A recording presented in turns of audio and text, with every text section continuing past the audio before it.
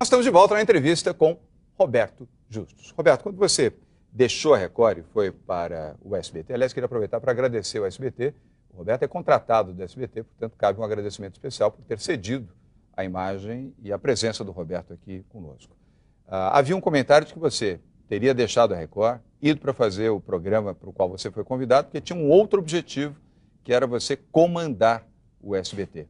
Algum ponto de verdade nisso? Essa é mais uma história incrível. Mas você viu, isso saiu. Não, você sabe que o Silvio, quando ele me contratou, no dia que eu fui na casa dele conversar com ele, ele falou assim: nós temos uma coisa em comum, que nenhum apresentador tem. Quer dizer, na verdade você também tem, mas do SBT pelo menos. Somos empresários e apresentadores. Então você vai entender bem a linguagem, as necessidades de uma emissora, né? Porque você tem a visão empresarial também. Então isso. Agora, você pode interpretar isso que um dia você poderá me suceder, tal. Eu não tenho o menor interesse, a menor vontade de ser executivo. Eu já tenho 30 anos de carreira executiva. Estou virando apresentador. Se uma coisa vai ser fade out na minha vida, ou seja, se eu vou sair de alguma coisa, vai ser do mundo empresarial logo, logo. Depois de 5 anos que eu ainda tenho de contrato com meus sócios e tal. Então essa é uma coisa que vai acabando e não crescendo de volta. Imagina se eu quero isso. Agora, ajudar uma emissora em que eu trabalho. Com a Record eu dava opinião, dava palpite, se eles usavam ou não usavam, é um assunto deles. Mas eu adorava.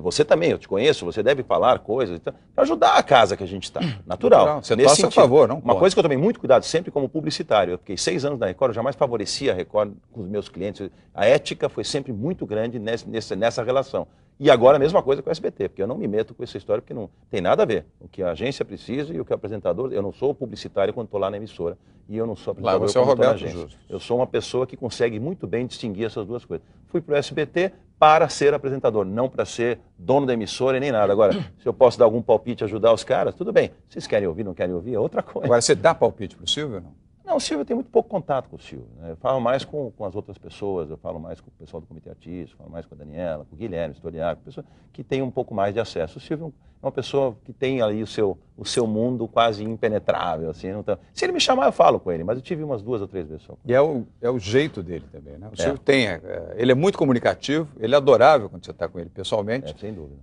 Mas ele não é acessível. Não, e eu também não quero ficar incomodando, então eu estou lá, eu faço meu trabalho, ele liga às vezes para elogiar o trabalho, isso é muito bacana, porque vindo de um grande apresentador, dizer, olha, eu estou adorando, você está fazendo muito bem. Ele já criticou? Não, só elogiou até hoje, só elogiou. Nem mandou recado, porque às vezes ele manda, ele não fala direto, mas manda. Nada, graças a Deus, significa que eu devo estar fazendo direito, ou ele é um grande gentleman, não sei. Roberto, como é que você lida com o poder? Você é um homem rico, bem-sucedido, tem boa imagem pública, portanto você tem poder, você tem um conjunto de fatores que determina poder. Você tem o poder de influenciar a mídia, você tem o poder de influenciar as pessoas, você tem o poder de comando, você tem o programa de televisão. Como é que você lida com o poder? Sabe, João, eu não penso nisso. Assim, a primeira coisa que eu fiz foi pensar assim, eu virei uma figura pública, você quer usar a palavra poder, eventualmente a gente tem, por ter esse acesso e por ter essa carreira, talvez um poder um pouco maior do que tinha quando não era figura pública, minha voz não era tão ouvida, mas uma coisa que eu fiz na minha vida, eu não mudei. A minha rotina é a mesma, meus amigos são os mesmos. Eu criei novas amizades no mundo do entretenimento, isso é natural. Mas eu não mudei o meu estilo, porque o primeiro grande passo para um homem acabar a sua vida é se sentir acima dos outros, ou se sentir acima do bem ou do mal, só porque eu estou entrando na casa das pessoas, ou porque eu tenho um alto-falante como esse, né? Ou porque eu virei figura pública, as pessoas sabem da minha vida. Eu não sou melhor que ninguém que está ali em casa me assistindo agora. Isso você não é falsa então? Demagogia, não é absolutamente nada. Não, eu não preciso, porque assim, eu não me sinto essa figura pública. Eu me sinto igual eu era antes de ir para a televisão, gozado.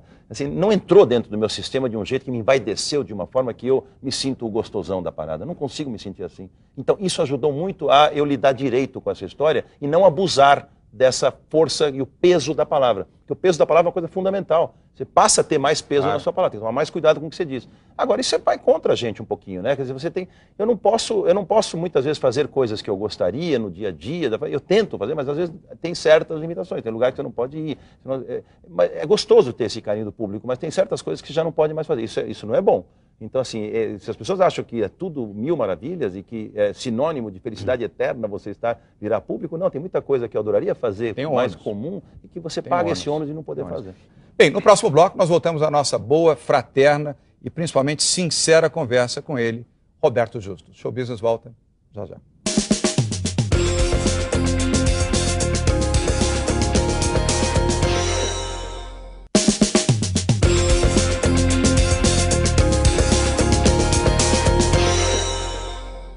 Nós estamos de volta na entrevista com ele, Roberto Justus. Roberto, o que você não tolera de jeito nenhum?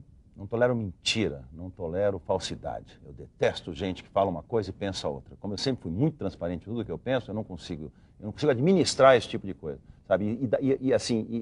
A mentira, a falta de caráter é uma coisa que todos nós não devíamos tolerar, principalmente nos nossos dirigentes. Nós temos que buscar nesse país pessoas com caráter, pessoas que realmente ajam conforme sentem e não queiram nos enganar. Sobretudo aqueles que têm responsabilidade pública. Esses, então... E os destinos do país na mão dessas pessoas. Esses têm que ter uma responsabilidade duplicada. Se você já tem que ter essa responsabilidade individualizada, quando você recebe pelo voto a delegação para administrar publicamente, seja no Legislativo ou no Executivo, uma função que você faz em nome daqueles que o elegeram. Toda a população. Roberto, e você pede desculpas? Mas sem dúvida nenhuma. Assim, quando você erra e as pessoas erram, ninguém está livre do erro. E eu erro.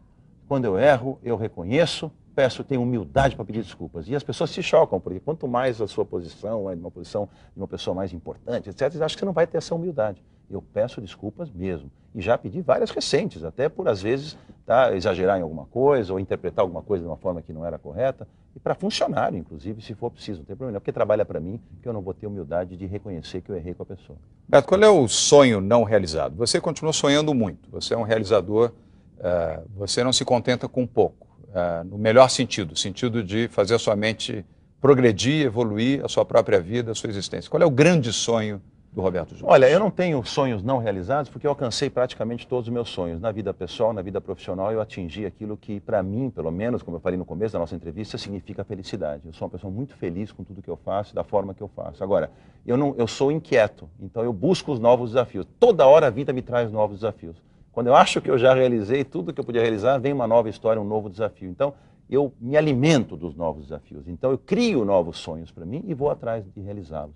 Isso é muito importante como estímulo de vida, como estímulo para continuar respirando e vivendo, independente da idade, né? Então, eu me sinto eternamente jovem e tal. E o desafio é esse, é como manter essa energia, esse pique, essa vontade, essas realizações, mesmo com a idade chegando. Beto, em que área você se considera um aprendiz? Nas relações com as mulheres. Eu sou um cara que tem... Confissão! Não, é verdade. Sabe por quê? Confissão. Porque eu não consegui dar longevidade para as minhas histórias, entendeu? E eu falo para Tícia, nós já estamos há 6 anos quase juntos, 5 anos casados, vamos fazer ano que vem.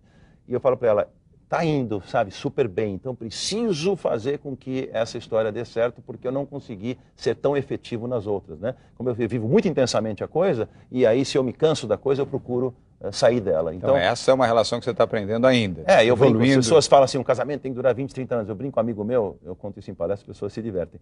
Um amigo meu casado há 25 anos, eu falo para ele, cara, você não gosta de casamento. Porque o que você gosta, você repete mais vezes. Eu adoro casamento, porque eu casei 4. Você só casou uma, você não gosta, entendeu? Mas essa é a história. Quer dizer, isso, se eu conseguir nas relações, né, com as pessoas, ser feliz, né?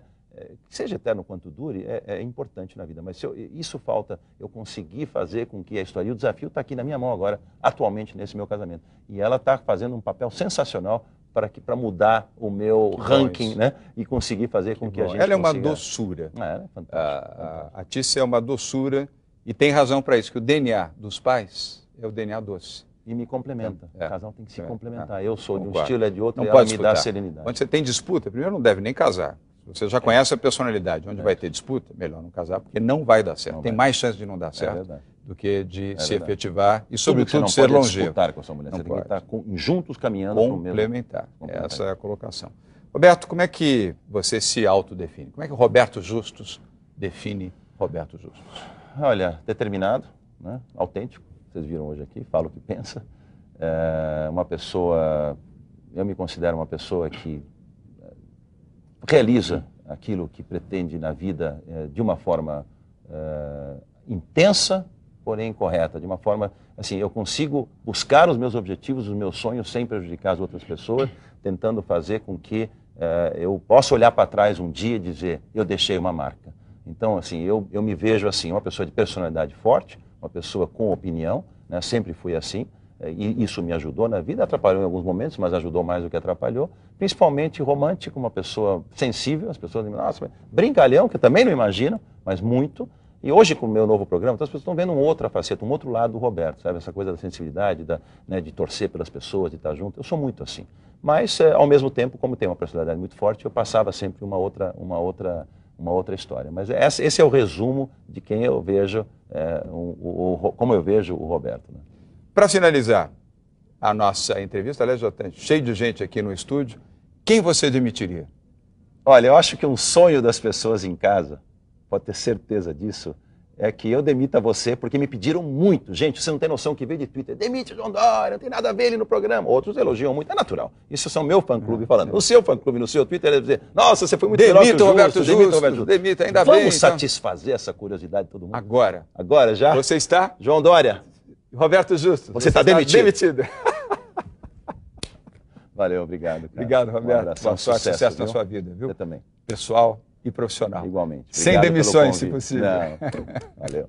Obrigado. E você, obrigado pela sua audiência. Show Business volta na próxima semana, no mesmo horário, direto dos seus estúdios na Band, em São Paulo. Uma ótima noite, ótima semana para você. Tchau.